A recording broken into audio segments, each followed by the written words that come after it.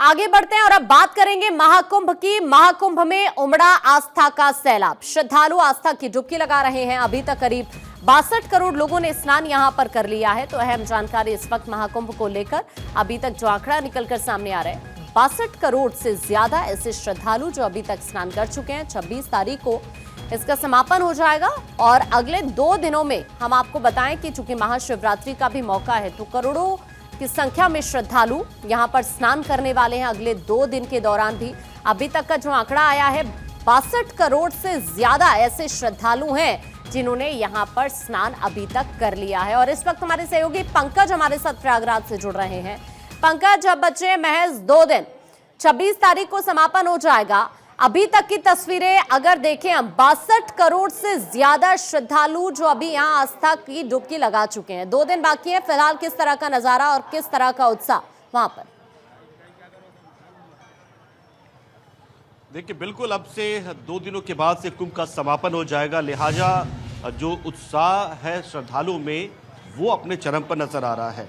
इससे पहले तक तो माना ही जा रहा था कि तीनों अमृत स्नान हो जाएंगे, वसंत पंचमी का स्नान हो जाएगा तो शायद श्रद्धालुओं की संख्या में कुछ कमी नजर आए, लेकिन ऐसा हुआ नहीं।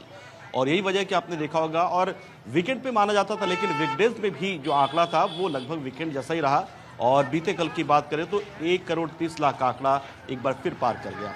तो लिहाजा जाहिर सी बात है कि श्रद्धालुओं में उत्साह की कमी नहीं, क्योंकि 144 साल के बाद ये महायुग बना है। लिहाजा सभी लोग चाहते हैं कि वो इस पावन धरती पर आए, यहाँ पर पावन डुबकी लगाए माँ गंगा के और अपनी मनोकामना को पूरी करें और कहीं ना कहीं अपनी जिंदगी में वो खुशहाली लेकर आए जो चाहत लेकर वो पहुंचे हैं। तो देखिए, महाशिवरात्रि को लेकर भी कहीं ना कहीं अब तैयारियां शुरू हो गई और महाशिवरात्रि का जो रंग है वो अब दिखने लगा श्रद्धालु में। क्योंकि अगर आप बात करेंगे यहाँ पर प्रयागराज की, तो प्रयागराज में जितने होटल हैं, जितने होम स्टे हैं, जितने टेंट सिटी में बने टेंट है, कॉटेज है, वो सारे फुल है 26 तारीख तक के लिए। ये अपने आप में इस बात को दिखाता है कि शिवरात्रि के मौके पर कितनी भीड़ रहने वाली है।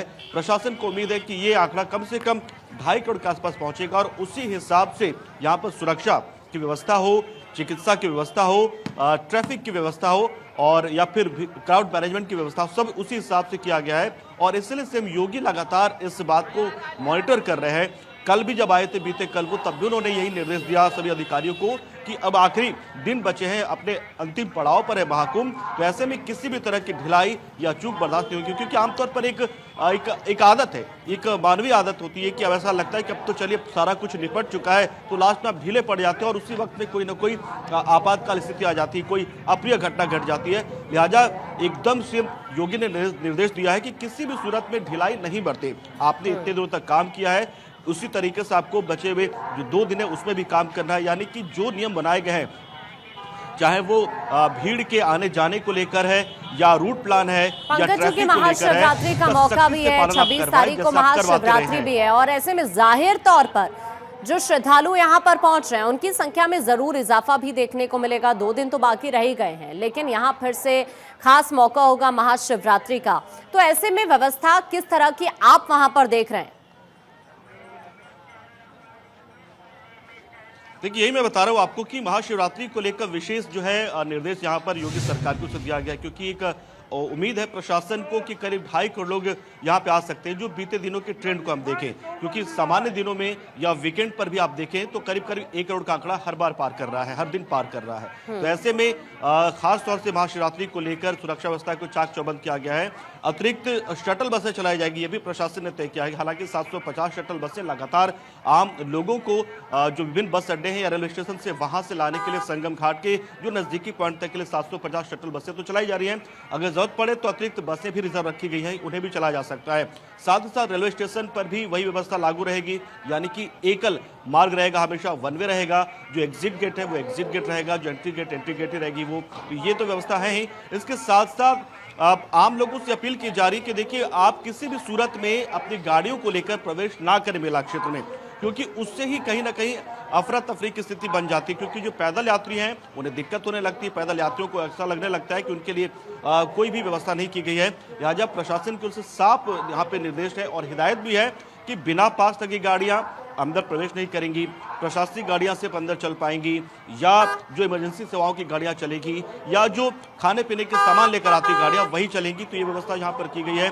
महाशिवरात्रि पर यहाँ पर मनकामेश्वर मंदिर है और जो विभिन्न शिवालय है वहाँ पर अतिरिक्त जो है तैयारी की गई है, क्योंकि गंगा में स्नान करने के बाद जो लोग हैं वो शिवालयों में जाएंगे। इसके साथ साथ घाटों पर साफ सफाई की प्रक्रिया एक बार फिर शुरू की जाएगी, क्योंकि एक मान्यता है कि अगर आप गंगा स्नान करने पहुंचे हैं, महाशिवरात्रि का मौका है, तो आप गंगा की मिट्टी से पार्थिव शिवलिंग बनाएंगे और फिर मां गंगा के जल से आप कहीं ना कहीं उनका जलाभिषेक करेंगे। तो इसको लेकर घाटों पर सफाई की व्यवस्था है। एक और बात आपको बता दें कि आज एक बार फिर से एक रिकॉर्ड बनने की तैयारी भी चल रही है, जो करीब 12 बजे के आसपास जो है इसकी शुरुआत होगी। यहाँ पर 4 जोन जो है मेला क्षेत्र में, वहां पर एक साथ करीब 15,000 सफाई कर्मी एक बार फिर से सफाई अभियान चलाते नजर आएंगे। हालांकि सफाई को लेकर तो ये कुंभ याद रखा जाएगा, रोजाना सफाई हो रही है, लेकिन करीब करीब 15,000 के आसपास जो सफाई कर्मी हैं, स्वच्छाग्रही हमारे हैं, वो सफाई करते नजर आएंगे। तो एक बार फिर से वर्ल्ड रिकॉर्ड बनाने की तैयारी चल रही है। हालांकि 2 और रिकॉर्ड भी हैं, लेकिन भीड़ को देखते हुए जैसे 1001 ई-रिक्शा चलाने थे वो नहीं होगा। शिवरात्रि की बात कर ले तो शिवरात्रि को लेकर विभिन्न जो महाशिवरात्रि कमेटियां हैं शहर की, वो शोभा यात्रा निकालती है, एक परंपरा रही है। लेकिन इस बार प्रशासन ने सभी कमेटियों के साथ अलग से बैठक की है और उनसे निवेदन किया है कि शहर में पहले से इतनी भीड़ है, ऐसे में आप शोभा यात्रा ना निकालें। तो कमेटी जो मेंबर्स हैं और कमेटियां जो विभिन्न शिवरात्रि कमेटियां हैं वो भी इस बात को लेकर राजी हो गई हैं कि वो इस बार वो शोभा यात्रा नहीं निकालेंगी।